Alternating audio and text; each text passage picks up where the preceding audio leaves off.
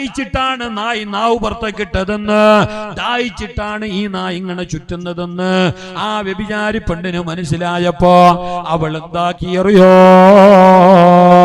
തന്റെ ഷാല് കൊണ്ട്, തന്റെ തുണിന്റെ കോന്തല കൊണ്ട് താൻ ധരിച്ച ഷൂ അങ്ങ് മാറ്റിയിട്ട് ആ ഷൂവിനെ തന്റെ തുണി കൊണ്ട് കെട്ടിയിട്ട് വെള്ളത്തിലേക്ക് മുക്കിയിട്ട് ഷൂവിലതാ വെള്ളം കോരിയിട്ട് നായിക്ക് കൊടുത്തു. ദാഹിച്ച നായിന്റെ ദാഹം തീർത്തു കൊടുത്തു. ആ നന്മ ചെയ്തതിന്റെ പേരിൽ അല്ലാഹു അവൾക്ക് സ്വർഗം വിധിച്ചു. ചെറിയ കാര്യ. അപ്പൊ ഒരു നന്മയും ചെറുതിനും വിടണ്ട, ആരില്ല അതിന് വിടുന്നു, അങ്ങനെ വിടണ്ട. നോക്കി നിങ്ങൾ ചില മനുഷ്യന്മാരുണ്ട് പള്ളിക്ക് ഒരു നിസ്കാരത്തിൽ തൊപ്പി വെക്കാല ഇങ്ങനെ കേട്ടു,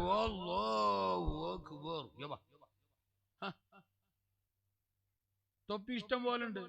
പള്ളിന്റെ പണി പൂർത്തിയായിട്ടില്ല എന്താക്കണോ? അതാ 3 കോണി തൊപ്പി പള്ളിനുള്ളിൽ നോക്കിയാലോ പറ്റും. പള്ളിന്റെ പണി തന്നെ ഒരു 3 ആട്ടക്ക് പൂർത്തിയാവുന്ന കാണുന്നില്ല, എന്നാലും 3 കോണി തൊപ്പിയും വന്നിന്, ഒരു ലോഡ് കസാരയും വന്നിന്. അത് കുറ്റടിക്കുമ്പോ എന്നെ കൊണ്ടു വെച്ചിട്ട് അതിനോട്